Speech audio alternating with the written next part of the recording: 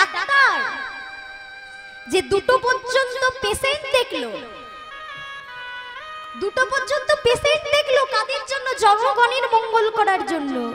দুটো পর্যন্ত সে ডাক্তারি করলো, হসপিটালে রাউন্ড দিল, 36 ঘন্টা ডিউটি করলো আমাদের মতো সাধারণ মানুষের জন্য।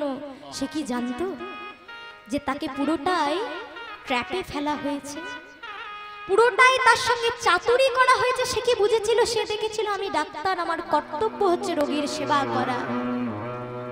3 দিন ধরে নিজের সেবা, নিজেকে ভুলে গিয়ে হসপিটালের রোগীদেরকে সেবা করলো। নিজের পরিবার, নিজের পিতা মাতা সবাইকে ভুলে সে হসপিটালে পড়ে রইল আমাদের জন্য।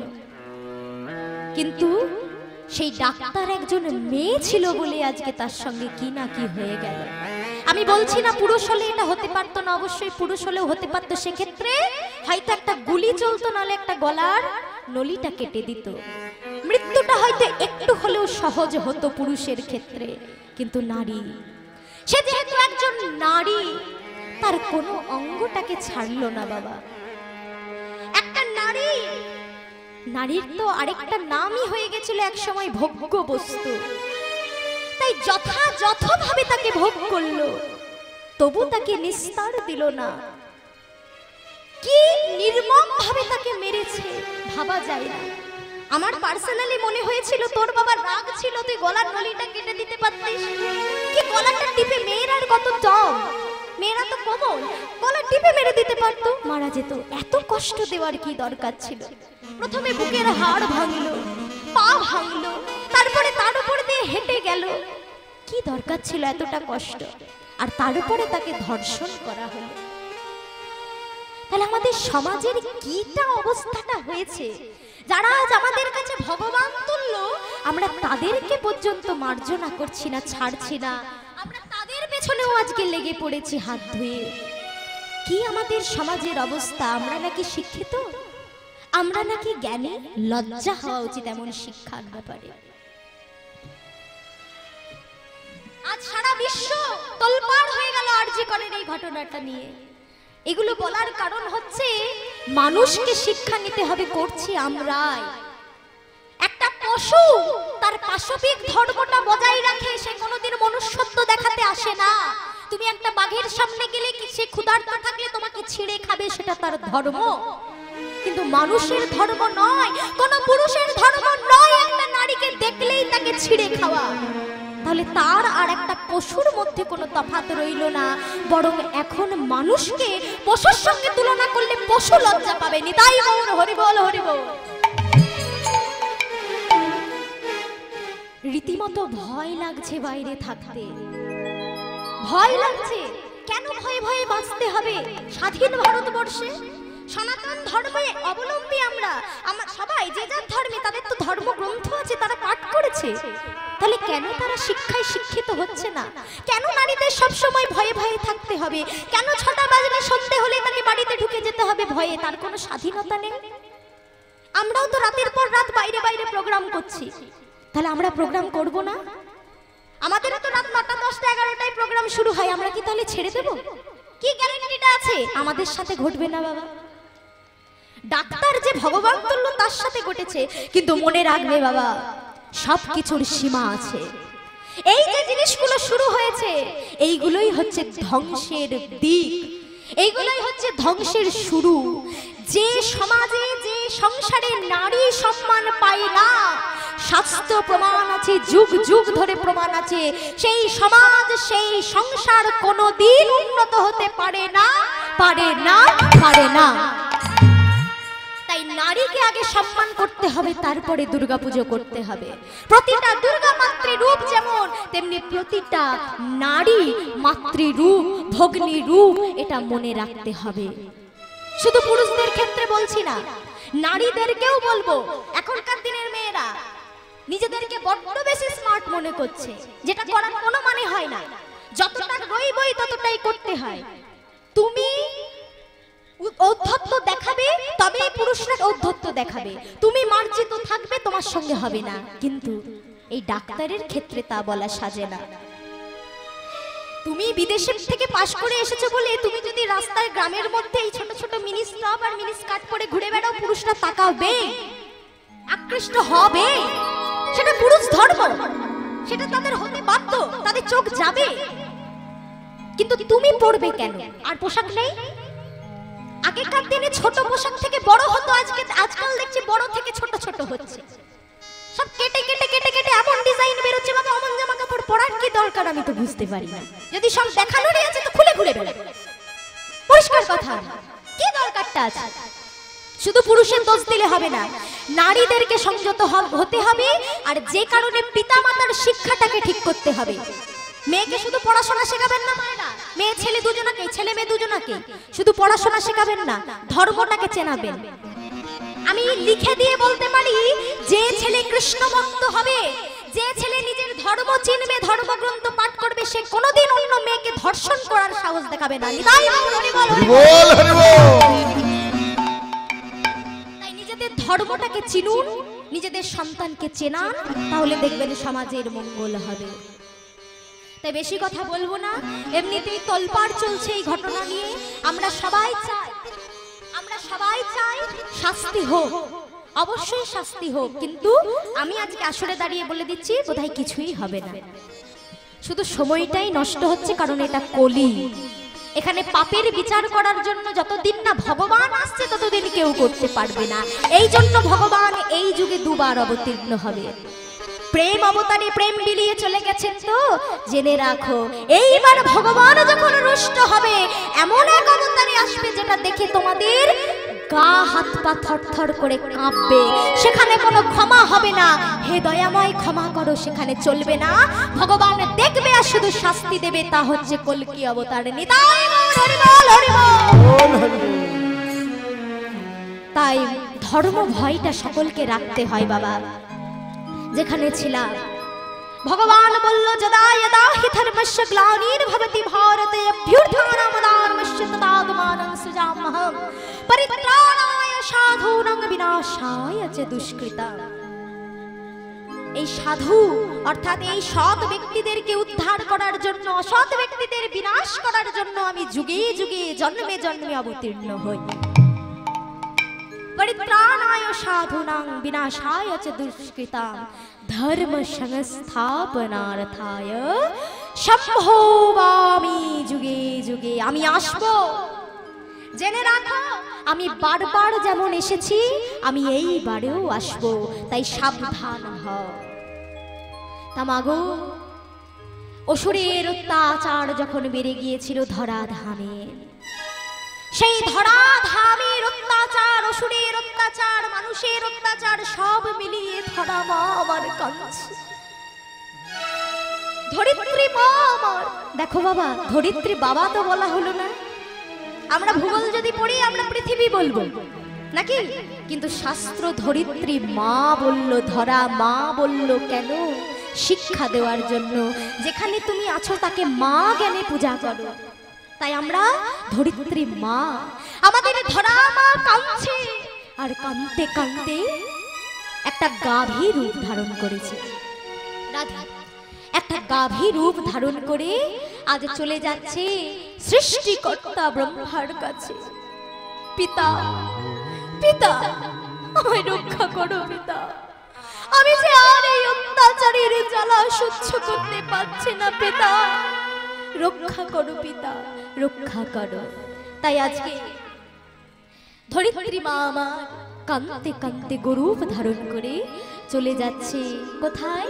সৃষ্টিকর্তা ব্রহ্মার কাছে। আজ গরূপ ধরিয়া কাঁদিয়া কাঁদিয়া ব্রহ্মার নিকটে বলে, ও গরু ধরিয়া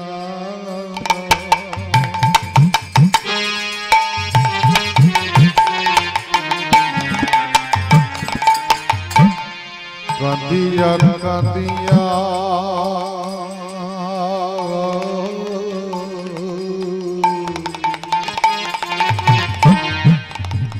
ও ও গো ব্রহ্মার জ্যোতি ওগো তুমি মোর স্রষ্টা মোর প্রাণদাতা ও গো তুমি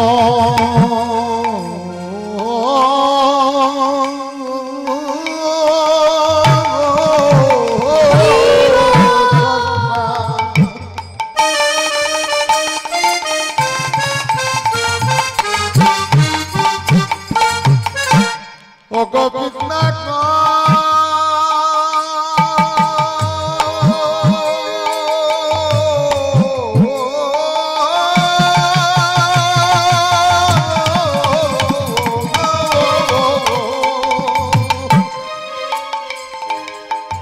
ও গো পিতা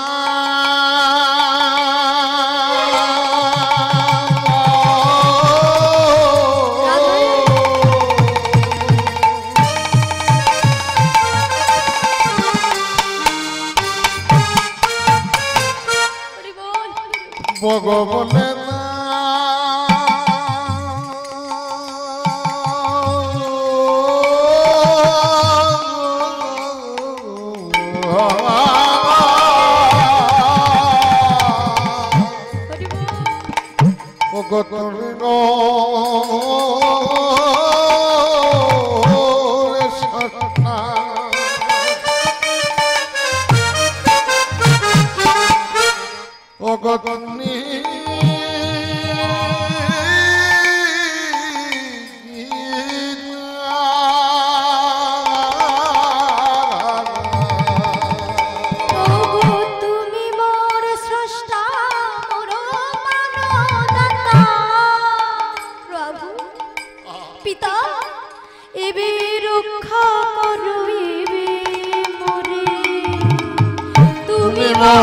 সস্তা নিগরে গা রক্ষা করো মোর রক্ষা করো এ মোরে রক্ষা করো পিতা ও পিতা এবারে তুমি মোরে রক্ষা করো ওগো তুমি মতে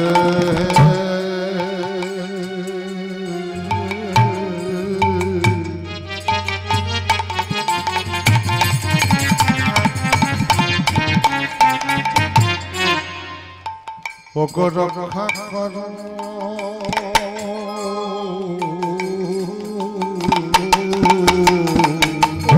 তুমি মোরে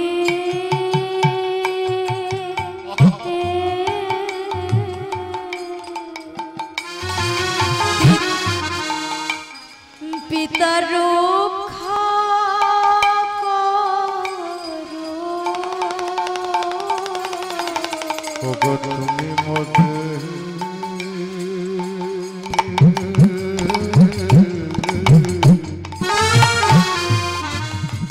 ওগো পিতা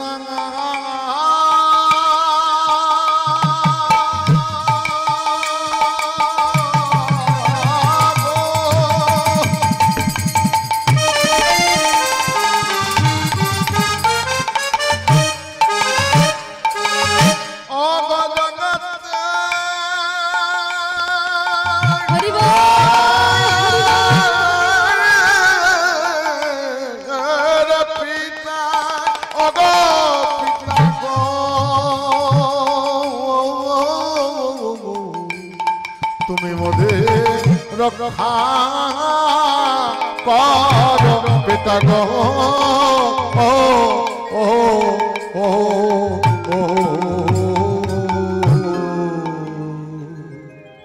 পিতা এবার তুমিই আমায় রক্ষা করো যেই না ধরা মা আমার সৃষ্টিকর্তা ব্রহ্মার চরণে রাতুল রাঙা চরণে আছাড় দিয়ে পড়েছে হে পিতা তুমি তো সৃষ্টিকর্তা তুমি তো জীব সৃষ্টি করো তুমি তো আমাকেও সৃষ্টি করেছো তবে পিতা তুমি এমন মানুষ কেন সৃষ্টি করো আমাদেরও প্রশ্ন তাই না বাবা এই পাশবিক মানুষ কেন সৃষ্টি করে ভগবান উত্তরটা কি দিচ্ছে দেখো ধরা এতে যে আমার কোনো কিছু করার নেই ধরা আমি যে জীব সৃষ্টি করি মাত্র কিন্তু জীব নিজ কর্ম ফল ভোগ করতে নিজ কর্ম বলে ধরায় যায়, পৃথিবীতে ভূমিষ্ঠ হয়, এতে যে আমার কিছু করার নাই।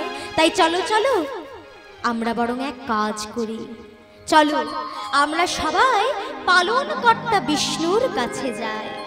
তাই ব্রহ্মা সহ ব্রহ্মবাসী দেবতাগণ এসে উপস্থিত হলেন পালনকর্তা বিষ্ণুর কাছে। তাই আজকে বিষ্ণুর কাছে আসবে বলে সকল ব্রহ্মবাসী দেবতাগণ এবং ব্রহ্মা ধরার উদ্দেশ্যে বলছে, শোনো শোনো ধরা, ওগো শোনো শোনো ওগো ধরা, বলি কত মারে, ওগো শোনো শোনো ওগো ধরা,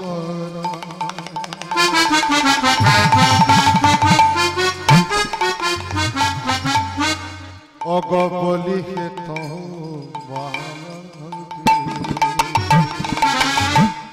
চলো মোরা যাই সবে হিরোদের কুলে, জয় সবে কোন ওগো চলো মোরা যাই সবে হিরোদের কুলে, ওগো চলো মোরা জয় সবে ক্ষীরদের কোলে, অনন্ত সজ্জাতে হরি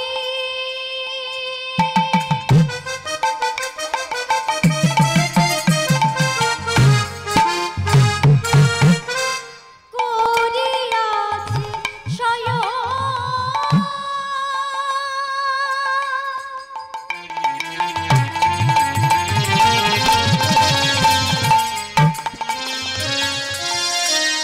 চলো মোরা কহিয়া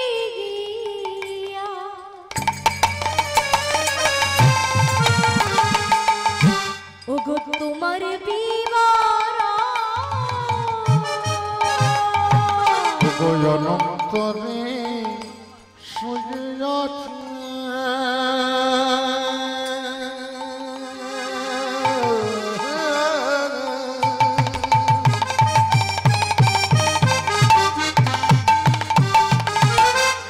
করিয়াছে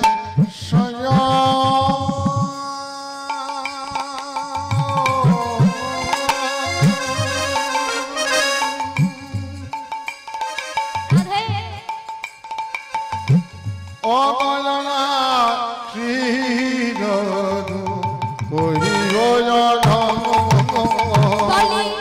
চলো মোরা যাই সবে, চলো মোরা গায় সবে, ওগে চলো মোরা যাই সবে, আমার চলা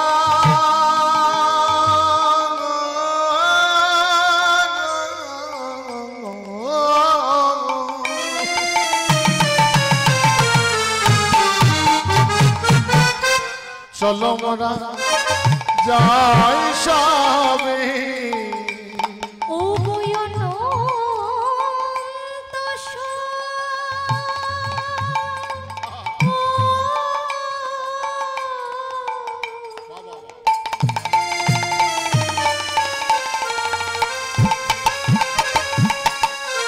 সজ্জাতে আছি, ওগো চলো মোরা যাই সবে, অগয়নন্ততে সজ্জায়ন ভগ চলো মোরা যাই, অগয়নন্ততে সজ্জায়তে,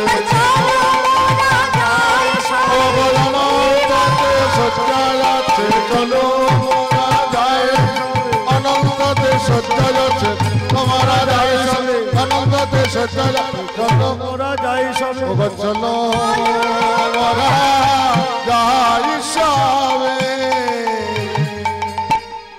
তামাগো বললে আমি তো সৃষ্টিকর্তা, তবে চলো পালনকর্তা বিষ্ণুর কাছে যাই।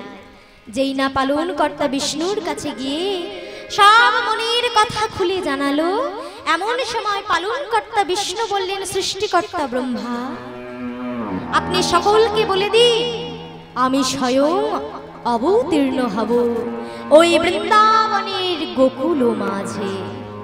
তাই শুনুন, সকল দেব দেবতাকে বলে দিন তারা যেন আমার আগে ওই গোকুলে গিয়ে জন্মগ্রহণ করে। মহা আনন্দ হয়ে গেল সকল দেবতাগণের। এবার আমাদের প্রভু আসবে, তাহলে বোধহয় এবার মুক্তি পাবো এই অনাচার থেকে, এই পাপাচার থেকে। এইদিকে দূরের মায়েদের গল্প শুরু, 12টা বাজছে নাকি? এই যত তাড়াতাড়ি গান শুরু করুক, 12টাতে কি মানে কিছু কি ব্যাপার আছে কিছু বলুন দেখি। এই 12টা বাজলে কেন জানি সবার মধ্যে ঢুল ঢুল ভাব চলে, সে এবার কখন যাব? যে গান 1 ঘন্টা একটু ক্রস করে, 12টা থেকে 1টা যদি হয় বাস আসর খালি। কি ব্যাপারটা কি? একদিন একটু ঠাকুরের জন্য রাত জাগতে পারবেন না, যার জন্য এত আয়োজন করেছেন? 365 দিন তো ঘুমিয়ে ঘুমিয়েই কাটাচ্ছে। জীবনে কল্যাণটা কি নাকি বলো? মাঝে মাঝে বিছানায় শুয়ে মনে হয় না জীবনে কল্যাণটা কি? কি হয় নাকি? জীবনে কল্যাণটা কি? যে দেহটা এত সুন্দর দিল, তাকে একটু সময়টা অন্তত দিয়ে আর তো কিছু দেওয়ার মতো নাই, সব তো তারই জিনিস। হরি বল। বেশি লম্বা চওড়া করে আর গাইছি না বাবা, কিন্তু যতটুকু না গাইলেই নয় ততটুকু একটু শোনো। আর মেন ব্যাপার কি জানো তো বাবা, কীর্তনটা তো আর ভজনের গান নয়, কীর্তনাঙ্গ কিছু তাল আছে, কীর্তনাঙ্গ কিছু তাল আছে, কিছু সুর আছে, যেগুলো গাইলে বা ইয়ে হলে বোঝাই যায় যে সেটা কীর্তন হচ্ছে। যেমন লোফা, লোফা, দোঠকি, দশকুশি, আবার একতাল আর একতালি। একটা তবলার তাল, একটা শ্রীখোলের তাল, একটা কীর্তনাঙ্গ তাল, একটা খেয়ালের তাল। তাহলে দুটো আলাদা। তাহলে কীর্তনাঙ্গ কিছু কিছু তাল আছে, যে তালে প্রধানত সমস্ত গানগুলো হয়। কেমন জানি তাই। তা বাবা আজকে যখন বলেছে প্রভু আসবে, যাও তোমরা একে একে তাহলে এবার ভূমিষ্ঠ হও। তাই আজকে সকলের মনে আজ আনন্দ ধরে না, সকল দেব দেবতাগণ একে একে অবতীর্ণ হতে শুরু করলো গোকুলে গোপের ঘরে। তাই আজকে সকল দেবতাগণ বলছে, শোনো শোনো, গোকুলে গোপের ঘরে আসিবেন শ্রীহরি, গোকুলে ঘরে আসিবেন শ্রীহরি, গোকুলে গোপের ঘরে আসিবেন শ্রীহরি, গোকুলে গোপের ঘরে আসিবেন শ্রীহরি। চলো মোরা যাই সবে গোকুলে সুধরি, মোরা যাই সবে, চলো মোরা যাই সবে গোকুলে সুধরি, চলো মোরা যাই সবে গোকুলে সুধরি। শোনো শোনো, আমার ভগবান কোথায় আসছে জানো? ও গো বৃন্দাবনের ওই গোকুলে, বৃন্দাবনের ওই গোকুলে, বৃন্দাবনের ওই গোকুলে, বৃন্দাবনের ওই গোকুলে, চলো মোরা যাই সবে বৃন্দাবনের ওই গোকুলে, চলো মোরা সবে, চলো বৃন্দাবনের ওই গোকুলে, চলো মোরা যাই সবে বৃন্দাবনের ওই গোকুলে, চলো মোরা যাই সবে বৃন্দাবনের ওই গোকুলে। তাই আজকে সকলে আসছে, কিন্তু তার আগে এবার আমাদের একটু প্রেক্ষাপটটা দর্শন করতে হবে। কেমন? ভগবানের প্রতিটা লীলা কে কাকে বলেছিল জানো? কি করে আমরা জানলাম? সুখদেব গোস্বামী বলেছিল মহারাজ পরীক্ষিতকে, যে পরীক্ষিত অভিমন্যুর ছেলে, ওই যে মহাভারতের অর্জুন, অর্জুনের নাতি, সেই পরীক্ষিত মহারাজকে সমস্ত লীলা বলেছিল কে? সুখদেব গোস্বামী পাদ। এগুলোতে একটু প্রণাম করবে। তোমার আমার মতো সাধারণ মানুষ ছিলেন না বাবা, এনাদের নাম হলে একটু প্রণাম করবেন, এনাদের নাম শোনা মানে পুণ্যিলা। হরি বল। তাই জন্য বাবা মহারাজ বলছেন, গুরুদেব আমি জানতে চাই সেই লীলা কিভাবে কংস কারাগার মাঝে আমার ভগবান অবতীর্ণ হয়েছিলেন। তাই আজকে বলতে আরম্ভ করলেন সুখদেব গোস্বামী। এদিকে আমরাও সবাই জানি মহারাজ কংসের কথা, তাই তো বাবা? জানি তো। একদিন মহারাজ কংস মনে মনে ভাবছে আমাকে কেউ ভালোবাসে না, আমাকে কেউ ভালোবাসে না, সবাই আমাকে ভয় করে, ভয়ে শ্রদ্ধা করে। না না, আমাকে এমন কিছু করতে হবে যাতে সবাই আমাকে ভালোবাসে। কি করব কি করব কি করব? ডেকে পাঠালেন সৈন্যদের। সৈন্যগণ, যাও তোমরা আমার এই রাজ দরবারে একজন পরম বৈষ্ণবকে ডেকে আনো। মাগো, কংস ছিলেন পরম বৈষ্ণব বিরোধী। সেই কংস আজকে বলছে বৈষ্ণবকে ডেকে আনতে। তাই ডেকে আনলেন পরম বৈষ্ণব বসুদেবকে। যেই না বসুদেবকে ডেকেছেন, মহারাজ কংস কি ঠিক করলেন জানেন? আমার একমাত্র ভগিনী দৈবকীর সঙ্গে এই পরম বৈষ্ণব বসুদেবের আমি বিবাহ দেব। তাই ধুমধাম করে মথুরায় বিয়ের আয়োজন হয়েছে। ওমা, বিয়ে বাড়িতে গেলে কি সবাই মুখটাকে এমনি করে বসে থাকো নাকি? হ্যাঁ রাধে, বলি বিয়ে বাড়িতে গেলে মুখ চুপসে বসে থাকো নাকি? থাকো না তো, আনন্দ করো তো, সবাই একটু হাসিটা দাও। হ্যাঁ, হরি বল। যারা দূরে ছিটকে চলে গেছে তারা একটু পারলে সামনে চলে এসে হরি বল হরি বল। বাবা, আজকে আনন্দে আনন্দিত মথুরা নগরী, চারিদিকে আজকে আনন্দের আর সীমা নাই। সবাই মিলে মহারাজ কংসের নামে জয় দিচ্ছে, জয়গান করছে, আর এদিকে পদকর্তা কলম দিচ্ছে। আহা কি আনন্দ ওগো মধুপুরে, কংসরাজ মহলে কি আনন্দ মধুপুরে, কংসরাজ মহলে কি আনন্দ মধুপুরে, কংসরাজ মহলে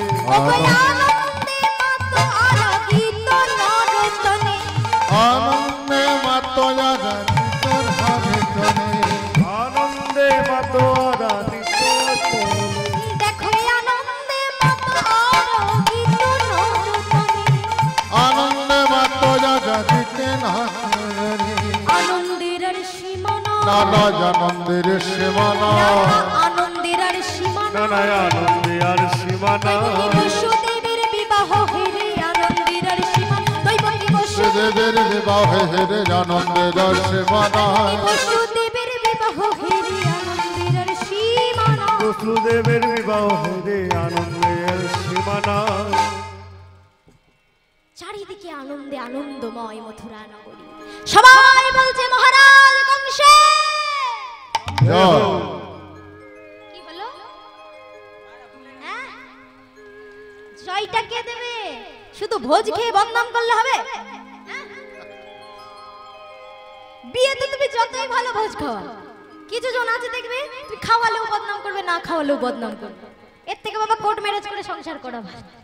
বেকার টাকা নষ্ট করে খাওয়াবো প্লাস কেউ সুনাম করবে না। সবাই বলে সবাই ভোজ খেয়েছো না? সবাই মিলে মহারাজ কংসে, মহারাজ কংসে। চারিদিকে জয়গান হচ্ছে, কিন্তু মহারাজ কংস শান্ত হলেন না। না না, এইটুকু জয়ে আমার হবে না, এইটুকু জয় আমার হবে না। এখন আমাকে সবাই ভালোবাসে না, এখনো অনেকে ভয়ে বলছে। যেমন আমিও এতক্ষণ ধরে আছি, বোধহয় সবার মন জয় করতে পারিনি। কি পেরেছি? ও মায়েরা, সবার মন জয় করতে পেরেছি। একটু বাহুগুলো তুলবে দেখি ভোটটা কতটা পড়লো। হাই হাই, পেছন দিকে বোধহয় পারলাম না। হাই হাই, ওইদিকে হলো না? না হয়েছে, একটু হাতগুলো তুলতে হবে তো। একবারই তো বলছি বাবা একটু ভোটটা দিন। এটা সেই অনেকটা ইলেকশনের টাইমে সেই নেতাগুলো চলে আসার মতো অবস্থা হয়ে গেল নাকি? রাধে। না না, ইউটিউবারদেরকে বলে দিচ্ছি রাজনৈতিক নিয়ে কিন্তু কোনো কথা বলছি না, মজার ছলে বললাম। কোনো ক্যাপশন যেন রাজনৈতিককে মানে ইঙ্গিত করে দেও না, কেমন? ওগুলো খুব খারাপ, তাই দরকার নেই। কাউকে ইঙ্গিত করে বলছি না, মজার ছলে বললাম। হরি বল। সবার মন জয় করতে পেরেছি তো রাধে? বাহ। তা মহারাজ কংস বলছে না, এ করলে হবে না, আরো কিছু করতে হবে যাতে সবাই আমাকে ভালোবাসে। এই কে আছিস? শোন তো, এই শোন, একটা সপ্ত ঘোড়ার রথ তৈরি করবি, ঠিক আছে? সপ্ত ঘোড়ার রথ তৈরি করে আমার কাছে নিয়ে আসবি। বলে বেশ বেশ মহারাজ, তাই হয়। সঙ্গে সঙ্গে সপ্তঘোড়ার রথ তৈরি করে নিয়ে চলে এসেছে। মহারাজ ঠিক করলেন, আজ আমি স্বয়ং নিজে রথের সারথি হব। মথুরাধিপতি কংস সারথি হবে। সারথি হবে কেন না, সত্য বিবাহজাত এই আমার ভগ্নী এবং ভগ্নীপতিকে নিয়ে আমি নগর পরিক্রমা করব। তাই কি করলো, একটা রথ তৈরি করে তাতে দৈবকী আর বসুদেবকে বসিয়ে নিজে সারথি হয়ে নগর পরিক্রমা করতে লাগলে। তাই শোভাটি কেমন হয়েছে গো, চেয়ে দেখো। আহ রথ চলে মথুরা নগরে, নগরে রথ চলে মথুরা নগরে। রথ চলে মথুরা নগরে, রথ চলে মথুরা নগরে। রথ চালায় কংস রাজা, আজ রথ চালায় মথুরা রাজা।